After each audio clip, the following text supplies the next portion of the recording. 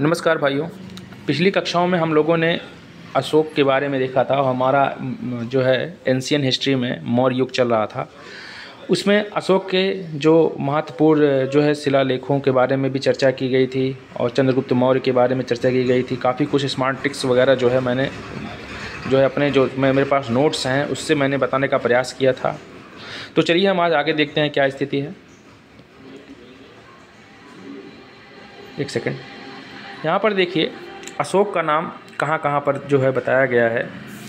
तो अशोक का नाम गिरनार अभिलेख में मिला है। ठीक है, गिरनार अभिलेख बेसिकली जो है ये गुजरात में है, वहाँ पर भी अशोक का नाम मिला है। उसके बाद अशोकवर्धन पुराणों में इनका नाम मिला है, जो कि गुप्तों के समय पुराण बने थे।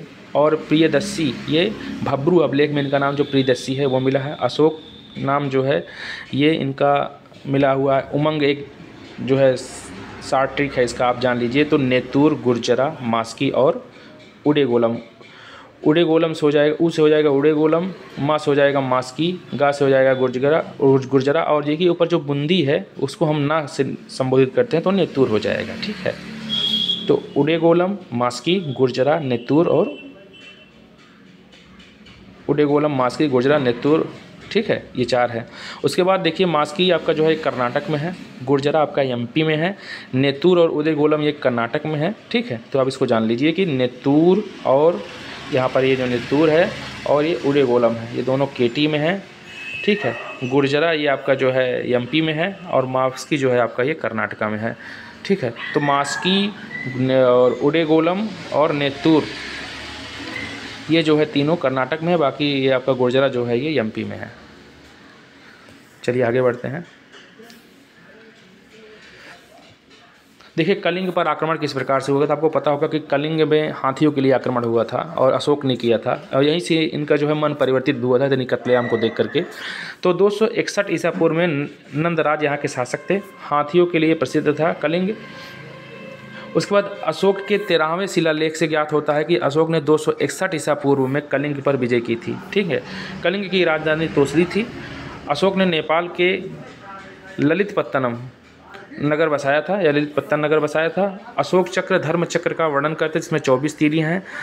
इसे अशोक चक्र इसलिए कहते हैं क्योंकि लायन कैपिटल सारनाथ सहित सम्राट अशोक द्वारा जारी अशोक के फरमानों पर चक्र उत्कीर्ण किए गए हैं। ठीक है, कलिंग युद्ध के बाद अशोक ने भेरी घोष त्याग कर दिया और धम्म घोष अपना लिया। ठीक है, उसके बाद थोड़ा यहाँ पर देखें कलिंग विजय क्या कैसी स्थिति है।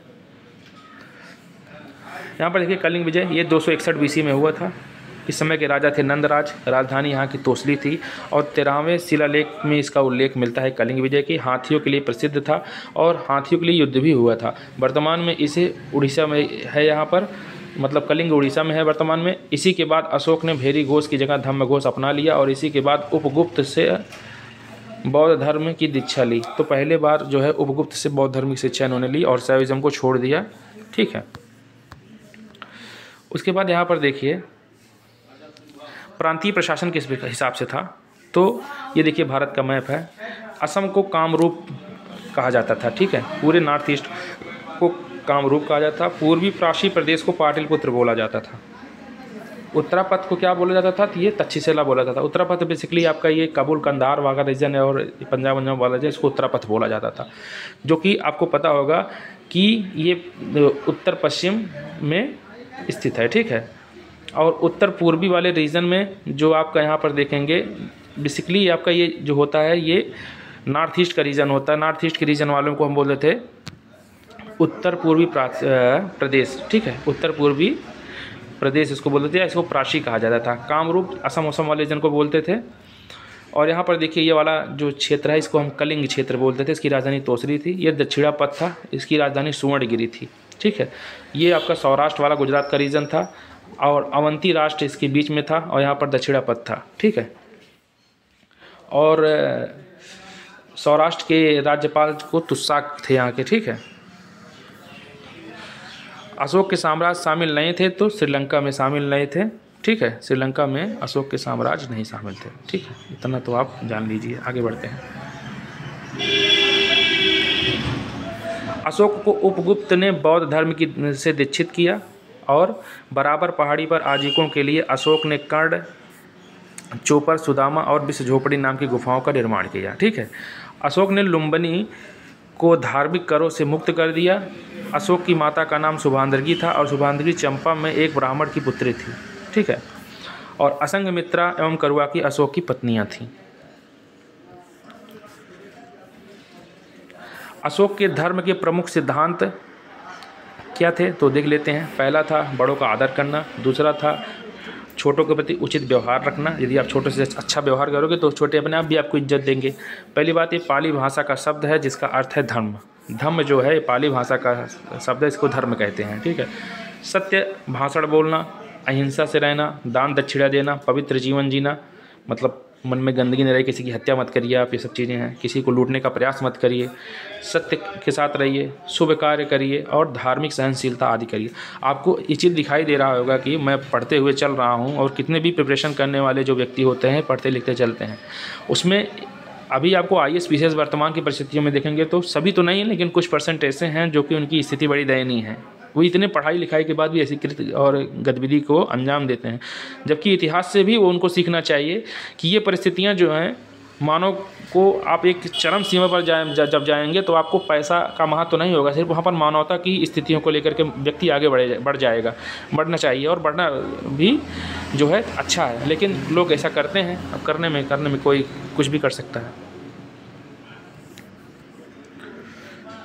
देखिए, तृतीय बौद्ध संगीति के बाद अशोक द्वारा भेजे गए धर्म प्रचारक, तो प्रचारक और कहाँ कौन को भेजा था। महेंद्र और संघमित्रा ये श्रीलंका में गए थे। ठीक है। और रक्षित उत्तरी कनारा में गए थे। महादेव ये मैसूर में थे, और मझांतिक ये कश्मीर गंधार में गए थे। धर्म रक्षित ये पश्चिमी भारत में गए थे।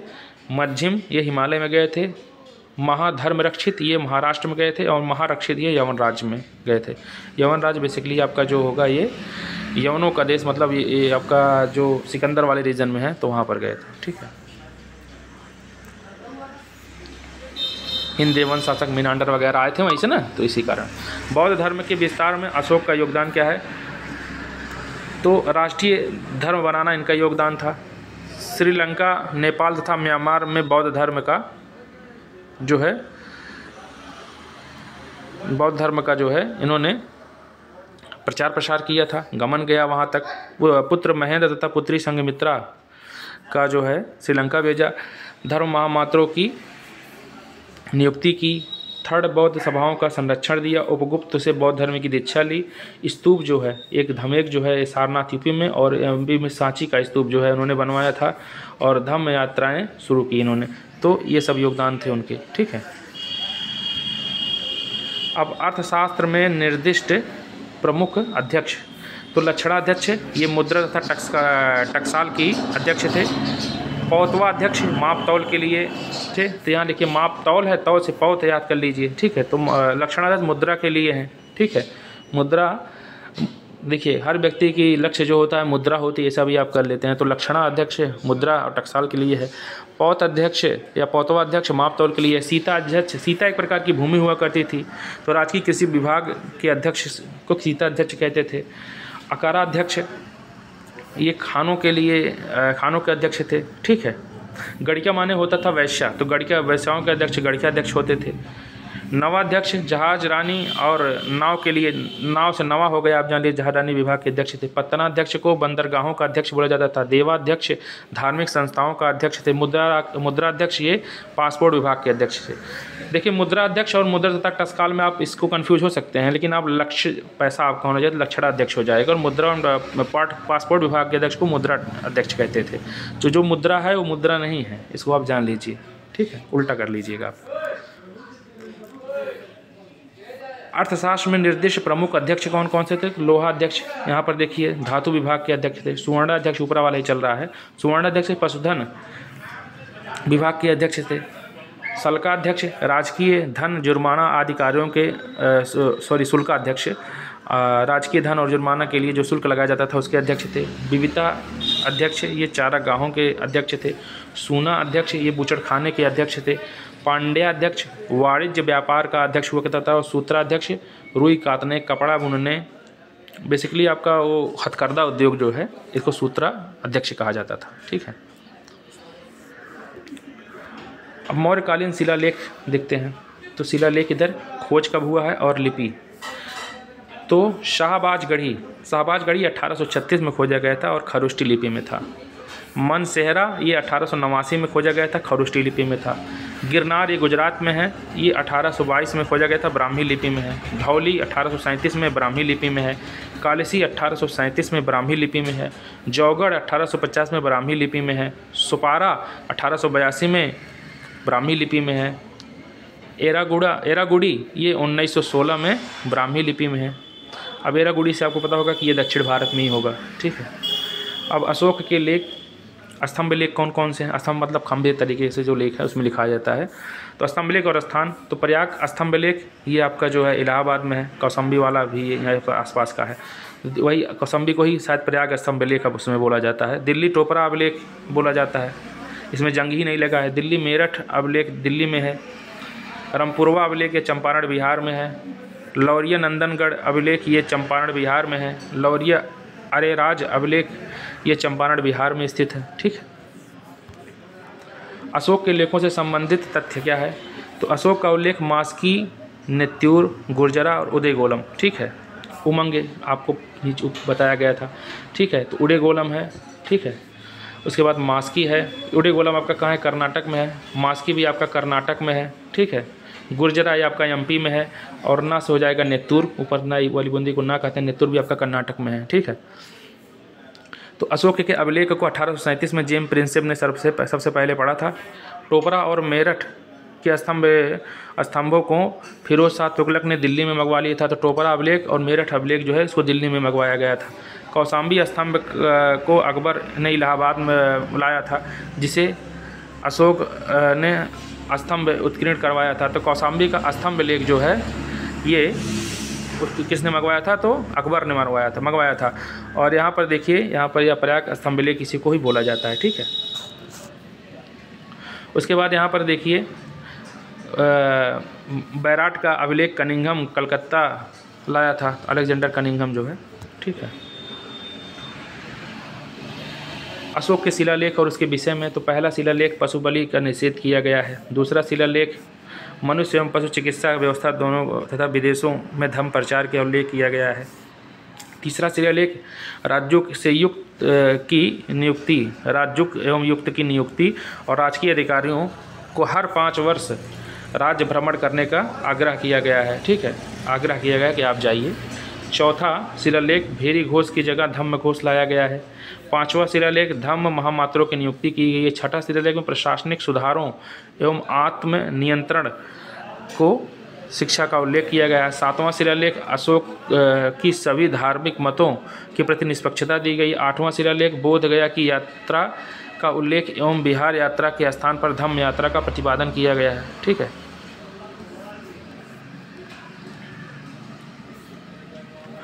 अशोक के शिलालेख और उसके विषय में निचले वाला है। 9वां शिलालेख में सच्ची भेंट तथा सच्चे शिष्टाचार का उल्लेख है। 10वें में राजा तथा उच्च अधिकारियों को हमेशा प्रजा के हित में सोचना चाहिए।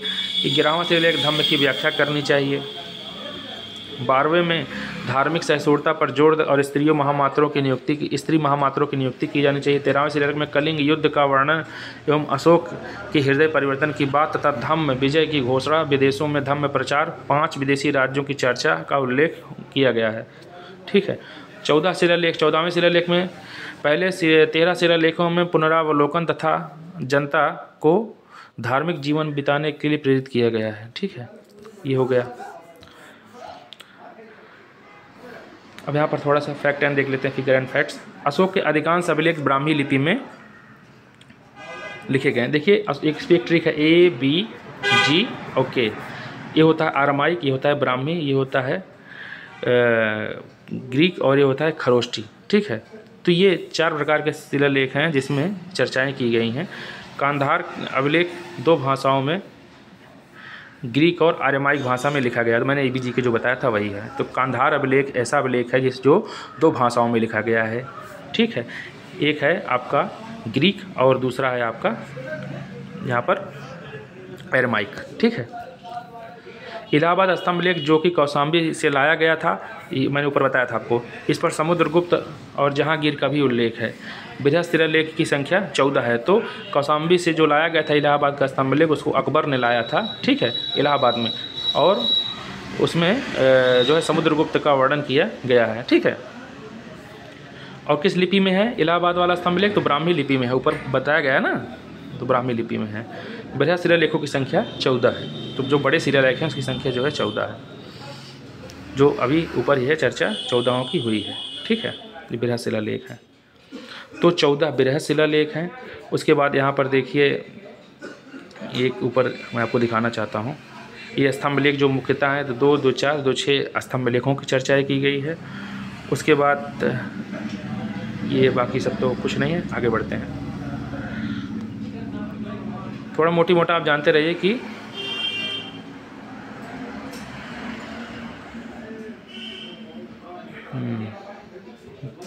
ये लास्ट है अभिलेख एवं पशु। तो लौर्य नंदन अभिलेख में 1 सिंह दिखाया गया है, रमपुरवा अभिलेख में 1 सिंह है, सारनाथ में 4 सिंह है, सांची में 4 सिंह है। तो सांची और सारनाथ जो 7 से हैं उसमें 4 सिंह हैं, ठीक है। बाकी रामपुरवा और लौर्य नंदनगढ़ में 1 अभिलेख जो हैं दिखाए गए हैं, ठीक है। सांची का स्तूप विदिशा मध्य प्रदेश में है, बरहुत का स्तंभ सतना मध्य प्रदेश में है। तो सांची विदिशा में है, ठीक है। देखिए सब्बा कामी, ठीक है, सब्बा कामी को आपको पता होगा कि ये एक बौद्धिस्ट थे, ठीक है।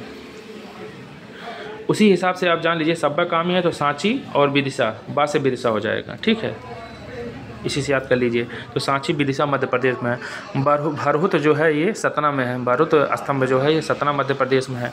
सारनाथ स्थित धर्म रज्जिका स्तूप का निर्माण अशोक ने करवाया था। सारनाथ में एक धर्म राज्जिका स्तूप है, इसको अशोक ने करवाया था। 7वां स्तंभ लेख सभी लेखों में सबसे बड़ा है, ठीक है। 7वां जो स्तंभ लेख है खंबे की तरह जो होता है वो सभी स्तंभ लेखों में सबसे बड़ा है। अशोक के शिलालेखों की खोज 1750 में पाद्रेटी फैंथेलर ने की थी। तो पाद्रेटी फैंथेलर ने की थी। अशोक का प्रधानमंत्री राधा गुप्त था। तो ये क्वेश्चन पूछा जाता है कि राधा गुप्त कौन था? तो अशोक का प्रधानमंत्री था। अब थोड़ा मौर्य प्रशासन के बारे में देखते हैं। तो केंद्रीय अधिकारी सबसे ऊंचे अधिकारी को तीर्थ कहते थे, ठीक है। सबसे ऊंचा अधिकारी होता था तीर्थ होता था। तीर्थ 18 तीर्थ थे, जैसे 18 मंडल से 18 तीर्थ थे जो निम्नलिखित हैं। अमात्य को प्रधानमंत्री बोला जाता था, ठीक है। अमात्य जो थे उस समय के प्रधानमंत्री थे। पुरोहित जो थे प्रधानमंत्री के मुख्य प्रमुख अधिकारी हुआ करते थे। सबसे बड़ा अमात्य था। कुछ लोग इसको कहीं कहीं सभासद भी कहते हैं। तो अमात्य जो था प्रधानमंत्री होता था, राजा सबसे ऊपर बैठता था, तो अमात्य प्रधानमंत्री था। पुरोहित जो था ये अमात्य की मदद करता था और प्रधानमंत्री का प्रमुख धर्माधिकारी था। समाहर्ता क्या था? तो राजस्व विभाग का प्रधान अधिकारी समाहर्ता था, जैसे डिस्ट्रिक्ट मजिस्ट्रेट जो यहाँ का है, और राजस्व रेवेन्यू डिपार्टमेंट का सबसे बड़ा अधिकारी एज डिस्ट्रिक्ट में होता है। उसी प्रकार समाहर्ता जो था उस समय राजस्व विभाग का सबसे बड़ा अधिकारी हुआ करता था, ठीक है। सन्निधाता मतलब होता है कोषाध्यक्ष, ठीक है। तो कोषाध्यक्ष जो है ये सन्निधाता हुआ करता था। प्रतिष्ठा ये फौजदारी न्यायालय का न्यायाधीश हुआ करता था। प्रतिष्ठा फौजदारी का न्यायाधीश हुआ करता था। नायक सेना का संचालक करता था। सेना नायक, सेना आप जान लीजिए यहाँ से नायक। कर्मांतिक जो था उद्योग धंधों का प्रधान निरीक्षक था। व्यावहारिक जो था ये दीवानी न्यायालय का न्यायाधीश हुआ करता था। दंडपाल सेना की सामग्रियों को जुटाने का प्रधान अधिकारी होता था, जो सेना की सामग्री को जुटाता था। उसके बाद यहाँ पर देखिए आठविक क्या थे? तो वन विभाग के, आठवीं मतलब वन होता है तो वन विभाग के अधिकारी। अंतपाल ये सीमावर्ती दुर्गों के रक्षक थे। दैवारिक ये राजमहल की देखभाल करते थे, दैवारिक थे, दुआर उआर देखते थे, प्रधान थे। और अंतर्वासिक क्या था? अंतर्वशिक होते थे सम्राट के अंगरक्षक और सेना का प्रधान अंतर्वशिक हुआ करते थे, मतलब अंदर से काम करते थे। नागरक या पौर इसको बोला जाता था। नगर का प्रमुख अधिकारी या नगर का कोतवाल साहब जो नगर के थे नागरक कहा जाता था। दुर्गपाल राजकीय दुर्गों के रक्षक होते थे, राष्ट्रीय दुर्गों के रक्षक के अध्यक्ष हुआ करते थे। युवराज राजा का उत्तराधिकारी होता था कि अगला राजा यही बनेगा। सेनापति ये युद्ध विभाग का मंत्री होता था। दंडपाल और सेनापति में अंतर है, ठीक है। तो दंडपाल आपको पता होगा कि वो सेना के लिए सामान जुटाता था, और जो है सेनापति जो था ये सेना का विभागाध्यक्ष था, ठीक है। और मंत्री परिषदाध्यक्ष ये परिषद का अध्यक्ष होता था। तो सबसे बड़ा जो था अमात्य था, और उसके बाद पुरोहित थे। उसके बाद फिर सबसे बड़ा समाहर्ता, सबसे डिस्ट्रिक्ट का सबसे बड़ा जो है वो कर संग्राहक था या राजस्व इकट्ठा करता था। आई होप ये क्लियर होगा। उस पर नागरिक जो है इंपॉर्टेंट है, जो कोतवाल होता था, ठीक है। युवराज को आपको पता ही है, दुर्गपाल दुर्ग की रक्षा करता था, और प्रतिष्ठा एक देख लीजिए, फौजदारी न्यायालय का न्यायाधीश था, ठीक है। और यहाँ पर दंडपाल मैंने आपको बता ही दिया था। कर्मांतिक उद्योग धंधों का निरीक्षक था। यही सब इंपॉर्टेंट है, ठीक है। बस तो इतना आज जो है ये है। कल से हम उत्तरवर्ती मुगल शासकों को स्टार्ट करेंगे, ठीक है। जो भी क्वेरीज होगी आप बताइएगा, मैं इसी PDF के माध्यम से आगे पढ़ाने का प्रयास करूँगा। फिर भी मैं दृष्टि को लेकर के चलूँगा, वहाँ किससे टॉपिक देखूँगा, और जो इसमें कंटेंट अच्छे तरीके से दिए हैं इसको एलेबरेट करूँगा। कोई भी समस्या होगी तो आप हमको बताइएगा, कोई समझ में नहीं आता हो तो उसको भी बताइएगा, मैं और अच्छा करने का प्रयास करूँगा। जय हिंद, जय भारत, नमस्कार। एक सेकंड।